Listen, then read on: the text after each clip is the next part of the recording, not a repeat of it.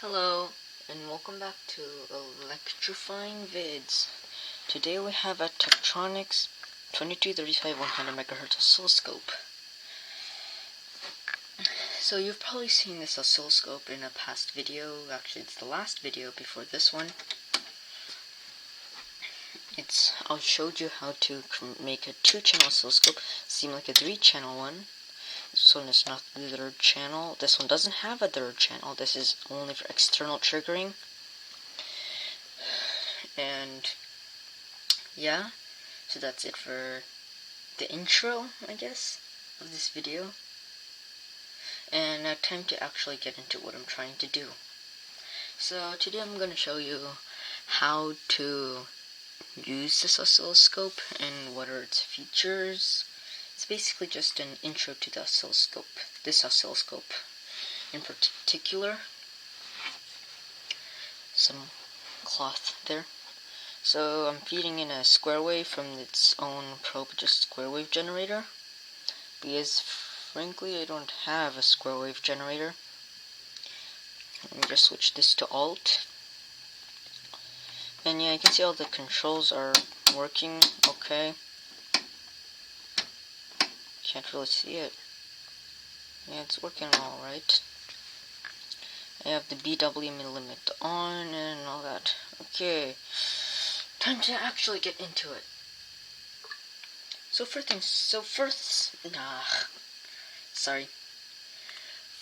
things first. Okay, got it there. Okay. We have the probes. To plug in your probes, you just put them in like this, and just do a little twist on the metal or plastic part at the front, like that. And it'll just lock into place so the probe doesn't fall out. Of course, you don't need to do this. You can just plug it in, and if you need to, you can just pull it out rather than plug it in, twist, and then if you're taking it out, twist and plug it out. If you just twist it, it makes it more secure, but you can also just do this. For this time I'm going to be just twisting it, just in case it falls out, because there's a lot of wires here. So, to use the oscilloscope, you have to plug it into some kind of signal that you're trying to monitor or something like that. So I'm gonna feed in a square wave into this oscilloscope using its square wave generator. And if I switch this to AC coupling, it'll AC couple and no DC voltages will be able to pass. But if you switch it to DC, you can still read AC signals, but it's meant for DC mostly. And you can see if I do this, it's about half a volt peak to peak on this square wave generator. As you can see, it says down there 1 kilohertz. It's 500 millivolts peak to peak, and 500 millivolts peak to peak is around half a volt peak to peak. And I just touched that. If you touch that little point there, your body's basically picking up all the 50 hertz sine wave signals around you, and it's just feeding it into the scope. So let me plug this back in, and we have our little square wave. Of course, this also works for channel 2, as you'll see. Switch it to channel 2. It works as well. And the camera's gone out of focus. Okay, was able to get the camera to focus again. Continuing. So first I'm gonna talk about this portion now, since we got through the probes. This portion, you have the intensity. So basically what it does is just change the intensity. You can make it bright or dim. You can turn the CRT off. But you just want it to be where it's just visible, so you don't burn the CRT phosphor. This one has trace rotation, so if you take a small screwdriver like this one, you can just poke it in there, and you can just turn, there's a pot in there, or a potentiometer. If you turn that potentiometer, it'll rotate the trace, as it says here, trace rotation.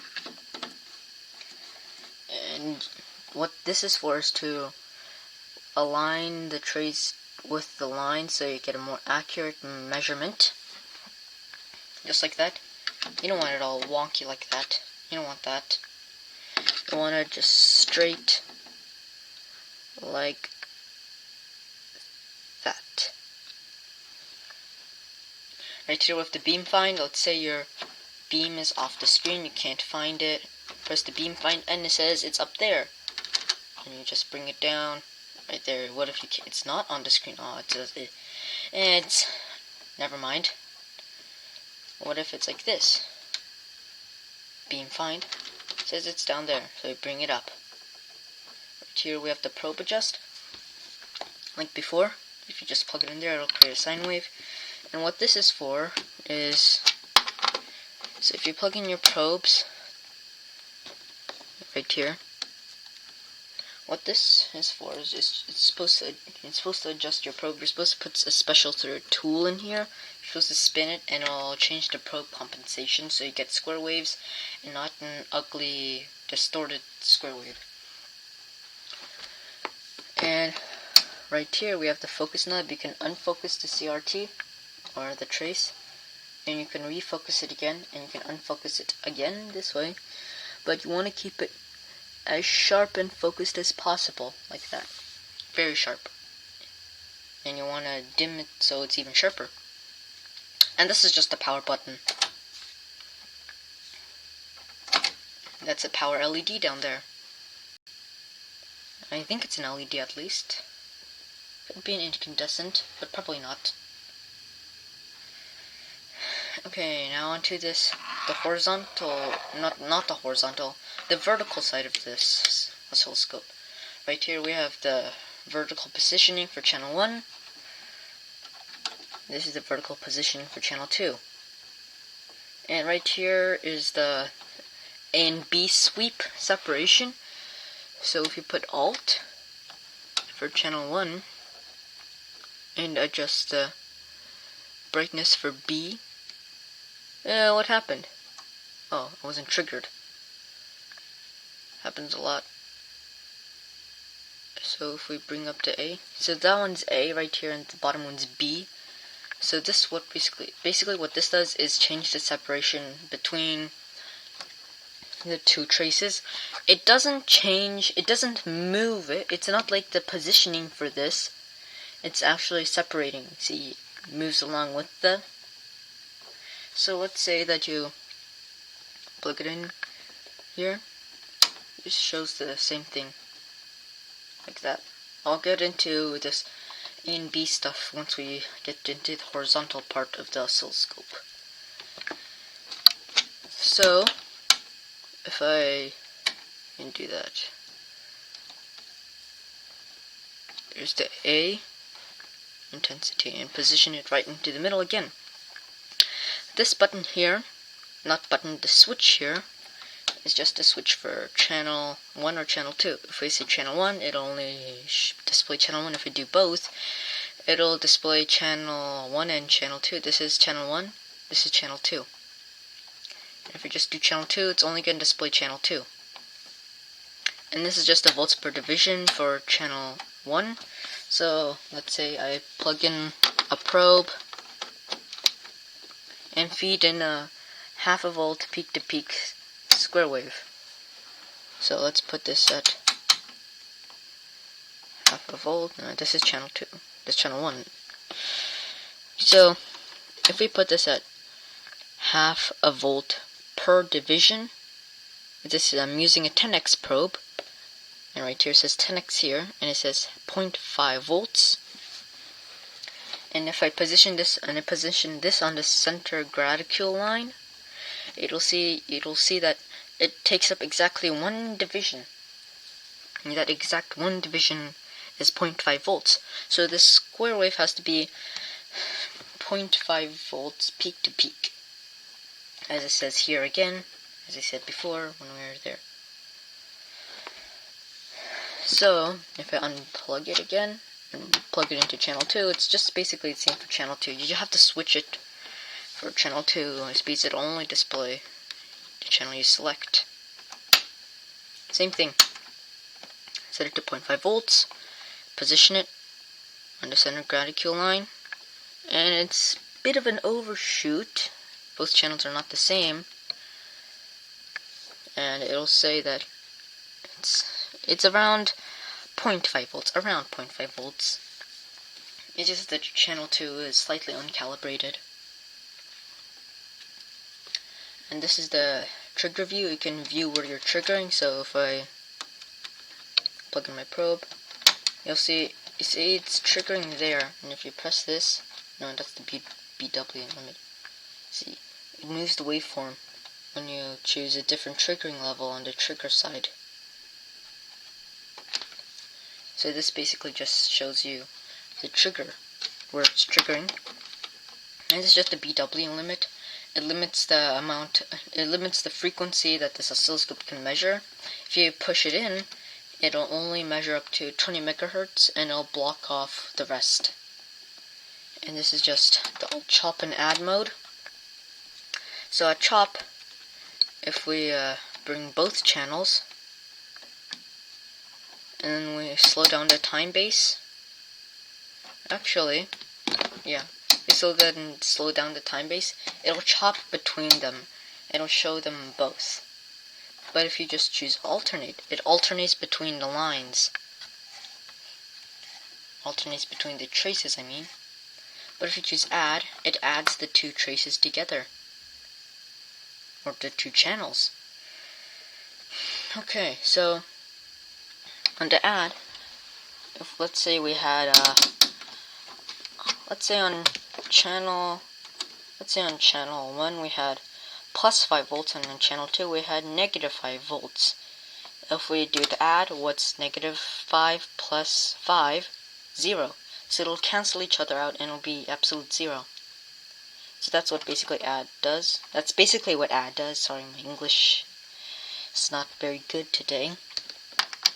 So if we plug in channel 2 again, and this part here, I'm going to explain that part, this little button. And if I plug it in,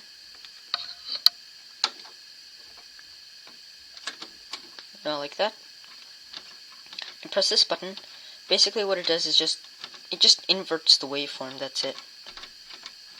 And I'm not going to be using this very often because then it throws off the horizontal calibration a bit. Not the calibration, it just doesn't make it accurate anymore. See? Actually, it already isn't accurate. I swear I adjusted the horizontal before. That's odd. Continuing on, I guess. Let's just continue on. Down here, we have the things for the coupling. If we choose AC coupling, it'll only let AC through. If we choose ground, it's just gonna not let any signal through. If we choose DC, it's gonna let through basically any signal. And this is you can just plug in banana jack there. Or any kind of jack, actually. It won't work on audio jacks. Like this one here, it's not quite a banana jack. Just plug it in. Maybe you can plug in your anti-static strap or bracelet, and you can just plug it in there and it'll just get rid of all the anti-static. Get rid of the static, I mean. Sorry. That's just a serial number. It's a quite high serial number, so this is a later version. Okay, pretty sure. And these are just the channel inputs, BNC connectors. Yeah. This is now we're on to the horizontal, actually. So this is just the time-based control. It just controls the time base, that's it. This is the horizontal positioning. This is the horizontal modes.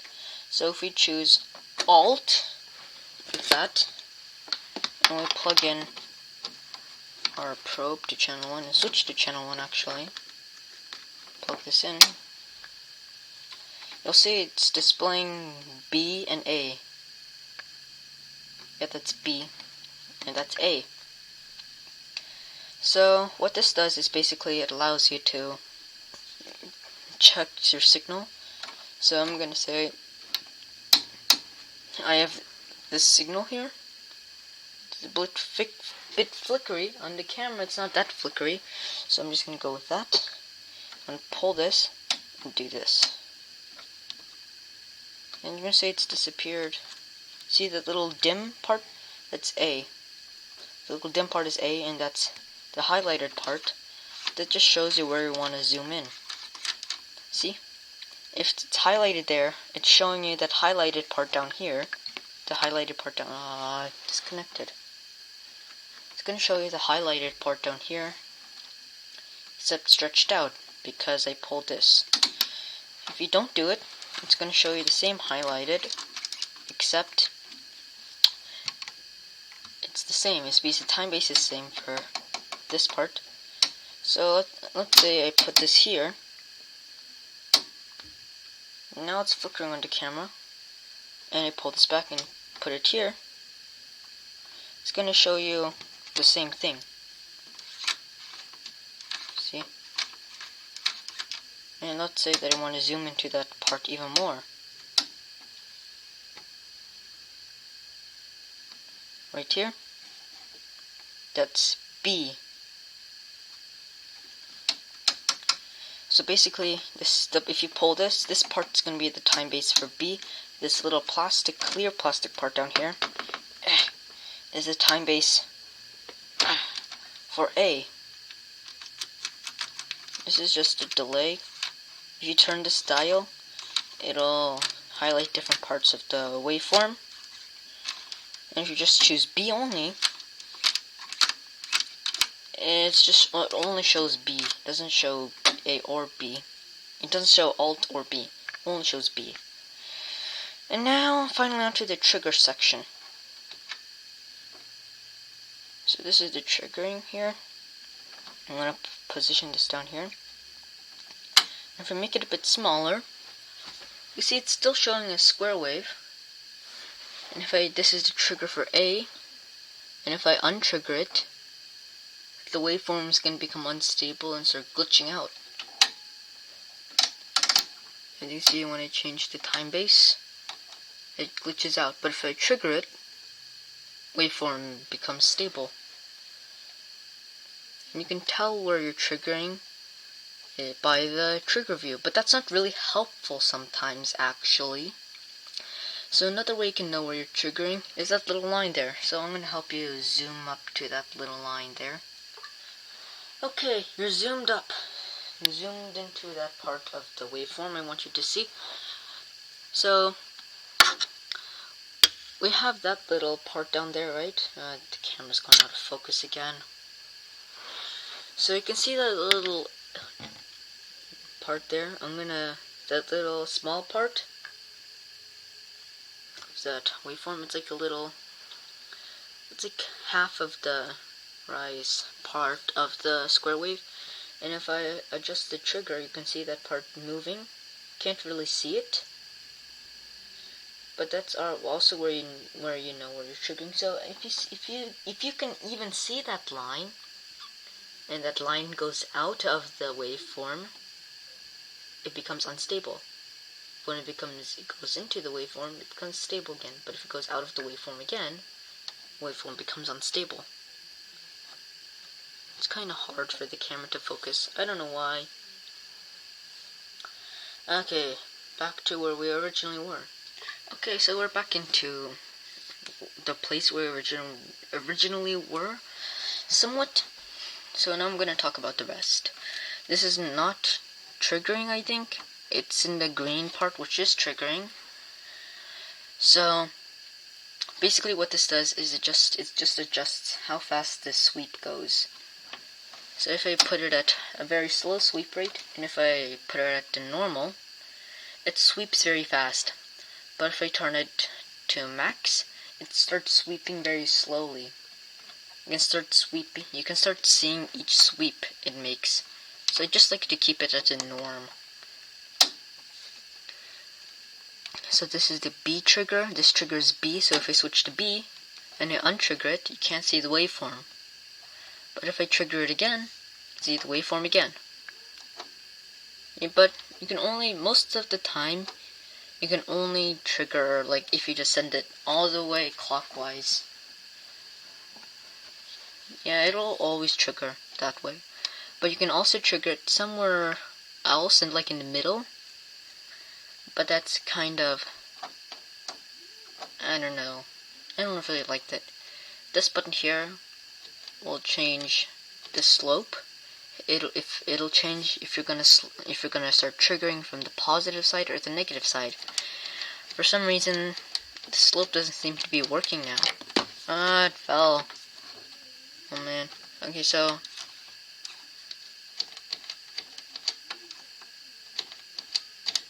yeah, I don't know. I know it works for A though. So if I switch to A, you can see it's triggering. You can see it starts triggering from different sides. So if it's out, it starts triggering from the positive side, the positive cycle of the square wave.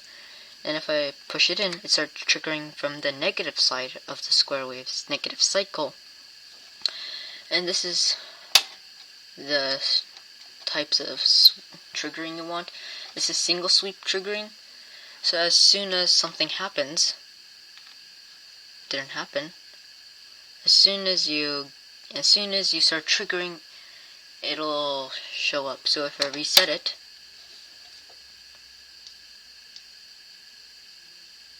so the moment it triggers, no wait.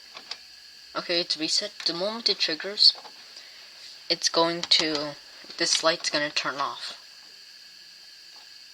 And you're also gonna see a small glimpse of the waveform up there on the screen display. Turned off. So if I choose normal triggering, it's gonna trigger because it tells you where it triggers. This is auto triggering, peak to peak auto triggering. So it's gonna trigger by itself. But if you choose norm, it's gonna trigger normally. See? You have to get it just right in order for it to trigger. I'm gonna undo the slope. And this is just where you're gonna trigger. Only trigger on channel 2. It's not gonna trigger. If I choose this, it's not gonna trigger on channel 1 because it's trying to trigger on channel 2, but there's no waveform being fed into channel 2 and is only selected to channel 1. If I select vert mode, it'll either trigger channel 1 or channel 2 or both. Most of the time it triggers both of them. If I choose channel 1, it triggers channel 1.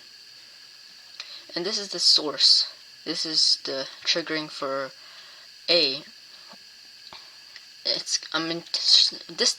Right now I'm triggering internally. You can't really see it there. It's set to trigger internally. But if I set it to trigger on the line, it doesn't trigger. But if I select it to external triggering, it doesn't trigger as well. It's because I didn't connect anything into here yet for the external triggering. And so I'm gonna go back to internal triggering, so this part of the triggering system works. So we have the external coupling, so if you do external triggering, you can start triggering different parts here using this. This little part here won't matter that much.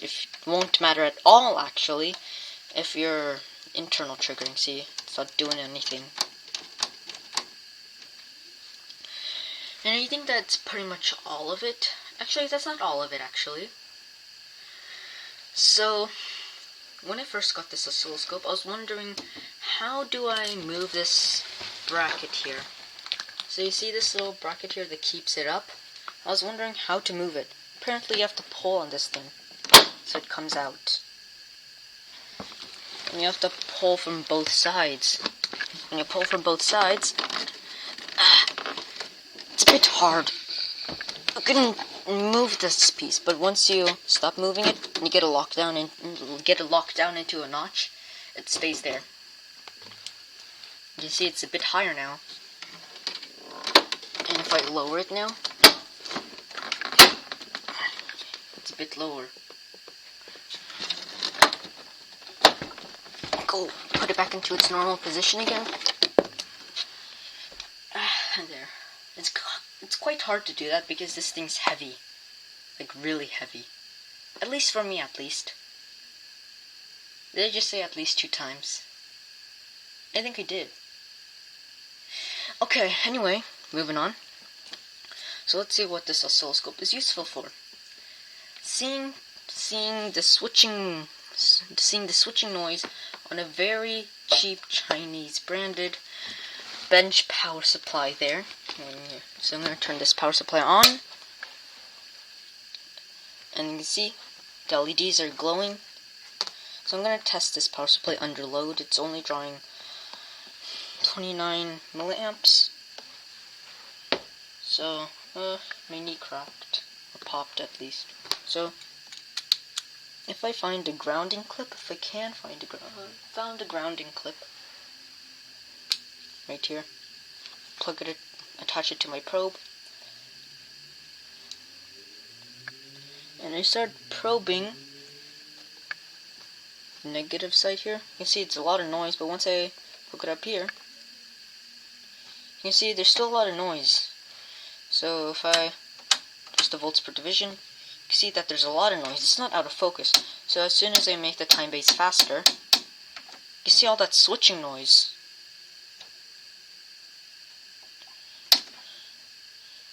Come on, can I trigger? I'm triggering on it right now. And that's a lot of switching noise, don't you think? Lots of switching noise. And this is at 5 microseconds. And this is set at 50 millivolts for the volts per division. Yes, this is a lot of noise. No wonder if when I attached the speaker I could hear a hissing sound. So anyways, you can also look at different audio signals. So if I get a signal generator, it's not actually going to be a real signal generator. It's just going to be generating a signal. I'm going to use this other computer. If I plug in the audio jack and go to a frequency generator, online frequency generator, and disconnect these. What happened there? That's weird. Is that weird, don't you think? That's very weird. How about the power supply down here? No? Okay. Something's happening here. That's better.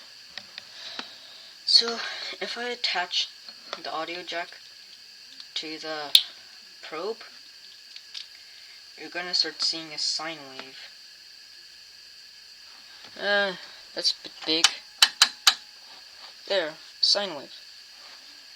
A 440 hertz sine wave.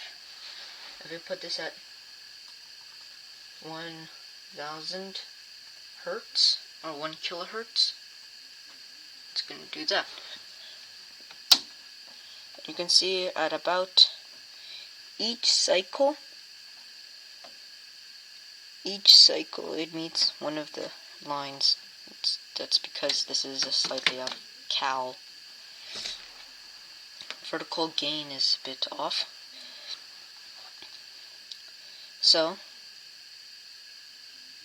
yeah, I think that's it. I feel really tired now. It's, what is it? 9 o'clock p.m. So I'm just gonna end the video here. I'm really tired and I'm gonna go to sleep. Bye.